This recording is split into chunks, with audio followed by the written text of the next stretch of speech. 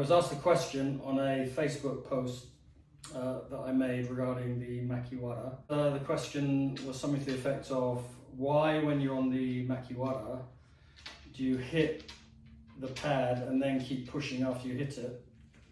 And the example the gentleman gave was that, well, you wouldn't do that in boxing. I did gently try to correct that question in the sense that after I strike the target, I'm not pushing. All the pushing that goes on is from wherever you start your hand to the momentum and strength of your body going into the target, bends the Makiwara, and once it's gone as far as it can go, you have the option to come back or to stick. So I just want to demonstrate those two methods. So for example,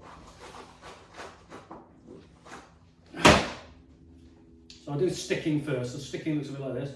So what happens is, after you strike, I don't push, I just settle my structure and I relax my arm so that it doesn't bounce off. So there'll be a moment of maximum penetration into the Makiwara when it bends. It's going to start pushing back against me. I'm not going to let it push my hand away, but I'm going to absorb that and I'm going to stick on it. So the strength of my punch, if you like, is developing while the Makiwara is, while I'm bending it. So here, and then momentarily there's a point where it's not going to go any further. It's going to come back, and that's when I'm going to focus my punch. That's when I engage my structure. And then, as the Makiwara comes back, I'm not going to let it push me back that way. I'm going to relax my structure, and I'm going to absorb it and just let it come back, so I'm going to control the motion back. So it looks like this a little bit.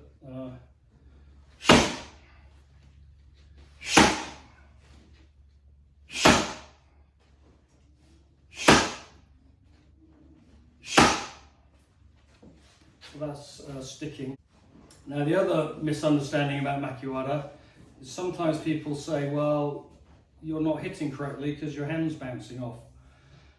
Well, that can be the case, but as long as you're getting that focus at the end point, when the Makiwara has bent as far as you can bend it and it's just starting to push back, it doesn't really matter in the last resort if my hand sticks to it or there's a little bit of distance here.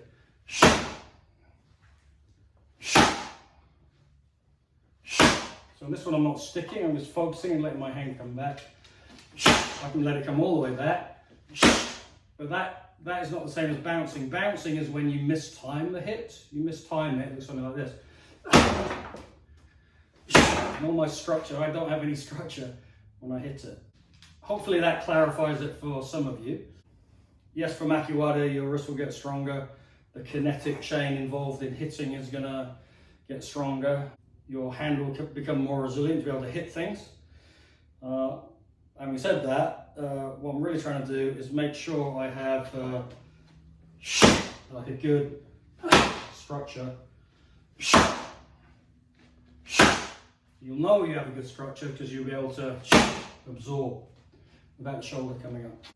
So another point I want to address, what does it mean to sink your weight into the punch? Sometimes you'll see people getting ready to do the Makiwara and they're like this, and you can see it. Like all of their tension, all of their strength seems to be up high, and you kind of see this type of thing. It's going to be a really strong hit, particularly if they're a strong person, but that isn't really sinking the weight. And you can try it yourself. You can inhale into your chest and then try and hit it. It feels like you empty here. I mean, you'll probably still knock someone out if you hit them.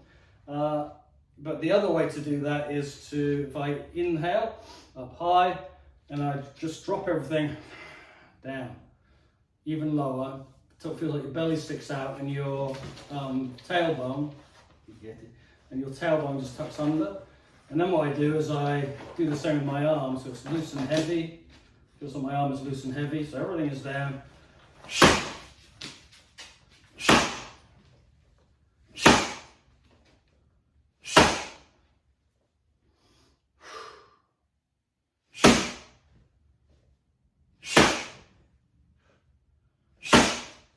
feels like a very much heavier strike.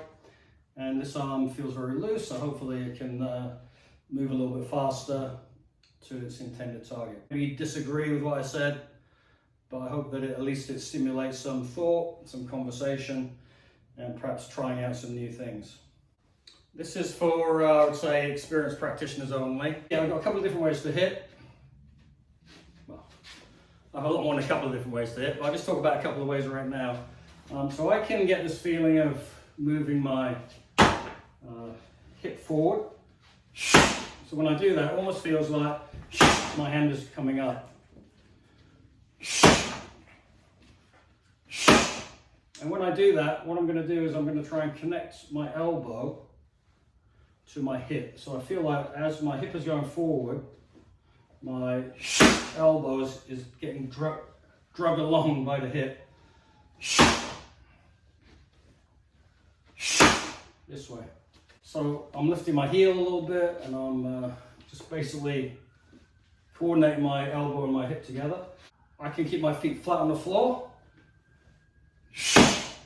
This feels a bit more like a Sanchin position.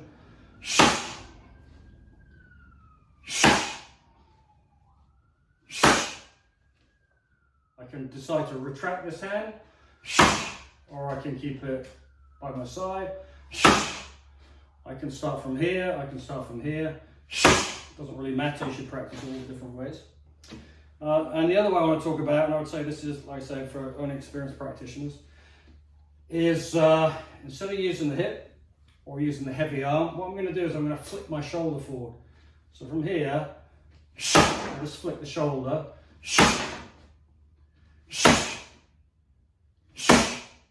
This feels like I'm just flicking my shoulder, let the hand go.